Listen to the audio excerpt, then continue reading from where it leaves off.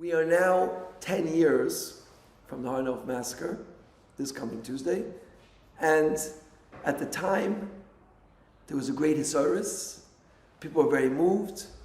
Those of us who were neighbors and friends of the Kedoshim, we were devastated. We all understood that Hashem was speaking to us. And as everything, time weakens our emotions, it weakens our inspiration. And 10 years have passed now, and it's incumbent on all of us to look at ourselves and think, how have we really changed? How have we changed since 10 years ago? So, I'd like to take these next 5 shirim, speak about each of the Kedoshim.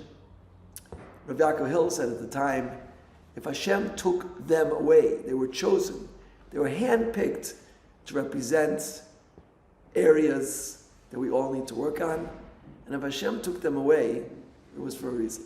The first one I'd like to speak about is Rav Aryeh Kapinski, and the Parsha this week, Isaiah teaches us that Rivka was tested to come into the house of Avraham Avinu. She was tested in a very amazing way. Eliezer asked that she should give water, but not just for him, for her camels. A young girl of 3 being asked to take care of an entire group, to give them water, and water for them, and water for the camels. And we have to understand, what is about this test? What connection does it have? Why is it this was the test? Right? There could have been a lot of things that Eliezer could have suggested. Why this test? And the answer is that in order to get into the house of the Avos, in order to join the Jewish people, in order to be a progenitor, one of the imos for Klal Yisrael, there was a special attribute needed, a special midah, and that's chesed bli gvul. Chesed bli gvul. The unlimited chesed, the willingness to do chesed without making any calculations. All of us do chesed, we're all kind people. I'm sure anybody watching this film is kind, and they do acts of chesed. They know how important chesed is, but everyone has their boundary, right? If I would ask you, can you please walk around the world backwards? That would be too much for most people, right? But for Avraham Avinu was the paradigm of chesed. He was the quintessential man of chesed, and he had no boundaries. He's 100 years old. It's 3 days, the most painful time after his bris milah, and he's just in agony, not from the operation, because there are no guests, because he wants to do chesed, and there's no one to do chesed to. Hashem creates 3 angels who come in the desert, and Avram is overwhelmed with joy that he's able to help these 3 individuals chesed. That's called chesed bli gvul. It doesn't matter. Don't take your physical conditions of saying, your emotional, your mental. You just go. As I always say, you want to know what a New Yorker is. You have point A and point B, and you just get there. Okay? In some instances, that's not such a good midah, especially if someone's standing in your way, right? So just be careful. You have to duck. But in truth, when it comes to chesed, that's the way that we have to be, right? We have to have chesed bli gvul. If you see somebody who looks depressed, cheer them up. Yeah, I told over the story yesterday. I was traveling from Lakewood to Brooklyn, and I got a phone call from a young lady. She said, "I'm standing on the roof. I'm about to jump. I read your book, and I want to give you I'm giving it one last chance. Maybe you convince me not to jump." I thought to myself, wow, what a challenge. And I prayed to Hashem to put the right words in my mouth. And Baruch Hashem, I was able to be a kli, a utensil for Hashem, to speak to this young woman, and she didn't jump. But these instances, when we're asked to go way beyond our boundaries, way beyond, this is called chesed bli gvul. This is the hallmark of the Jewish people. I remember, and that's why Rivka needed this test. I remember when I was invited to be masbid Rabbi Aryeh Kapinski I came to the yeshiva, and the speaker before me is a very chashuv yid. He said, Aryeh was one in a million. There's no one like him. There's an unparalleled level of chesed. And when I got up to speak, I said, I'm really upset to hear this, what I just heard. Yeah, because if you make it something which is unparalleled, impossible, totally unique, you're distancing it from where we're supposed to be. Every Jew is supposed to leave their life with unbridled chesed, infinite, unbound chesed. That's where we're supposed to live our life. And what does that mean? Yeah, my wife once woke me up at midnight, and she said, I need some medicine from the pharmacy. And I said, well, I'm sleeping. So she said, but I need medicine. So sleeping. I better go. I got dressed. I went to the pharmacy. I bought the medicine. And my wife said, now I see that you care about me. That's it. I passed the test. Baruch Hashem. In any event, this is the way a Jew is meant to live his life. Not to be self-centered, but to think all the time about other people. And this was Aryeh Kapinski. He had a gemach for freezers. Why?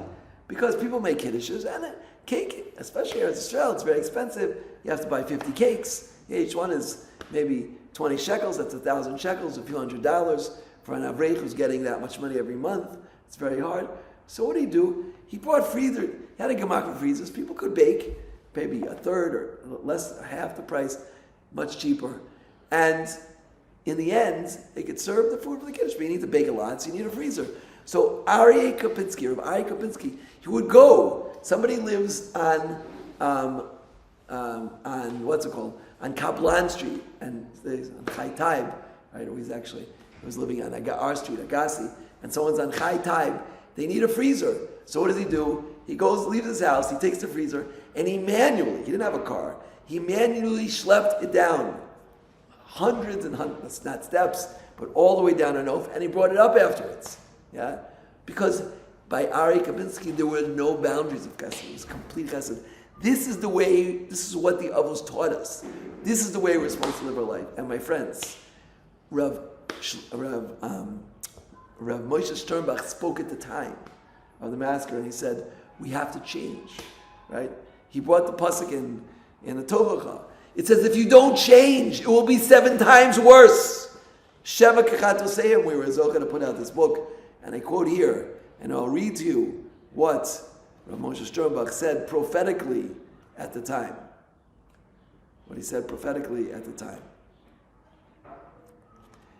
If you relate to me with indifference, but carry and do not obey me, I will afflict you 7 times for your transgression. Yeah? So said Rav Moshe Sternbach, we need to do is look at our ways and see what needs to be repairs.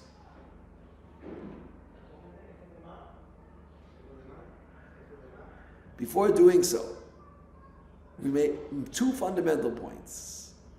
We have to make a cheshbon nefesh. Secondly, we must remember what Nisan Gaon said. There's not enough time in my life to admit and ask forgiveness for the transgression I committed. Even if we spoke on specific sins, it would be impossible to know exactly why Hashem is bringing this on us. But he concludes, Rav Moshe Sternbach concludes that Sheva Kechat Oseyim. On that day we lost 5 tzaddikim. Sheva Kechat Oseyim is 35. And then 7 times 35 is 245. And 7 times 245 is almost 1,500. Yeah? My friends, we lost 800 soldiers already.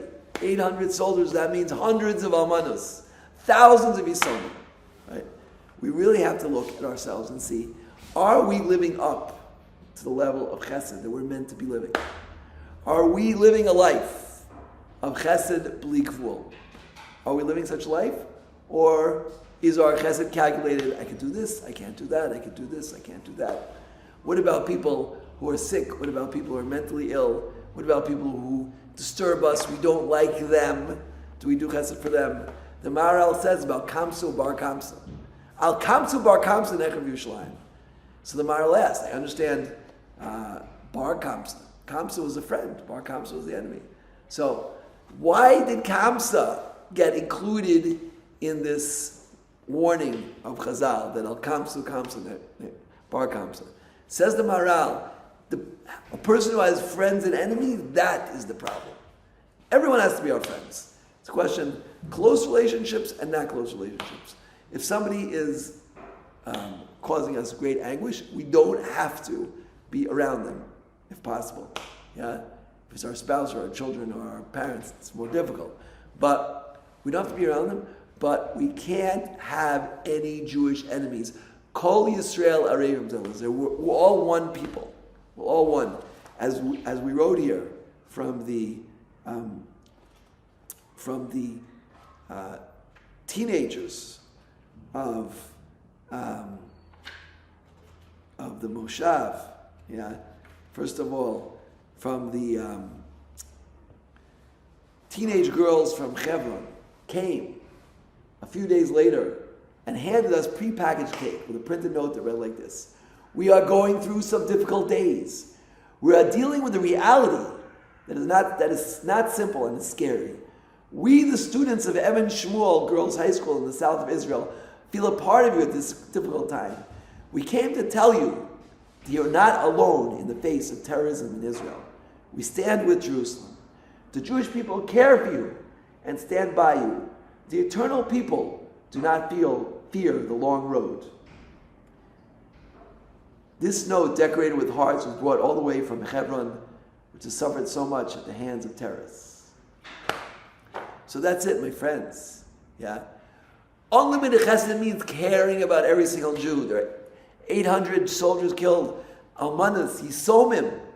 They have to feel like they're our children. Rahman al-Islam. Our children are Yisomim. Our women are Almanas. We have to feel that. That's all part of chesed b'li gvul. Understanding.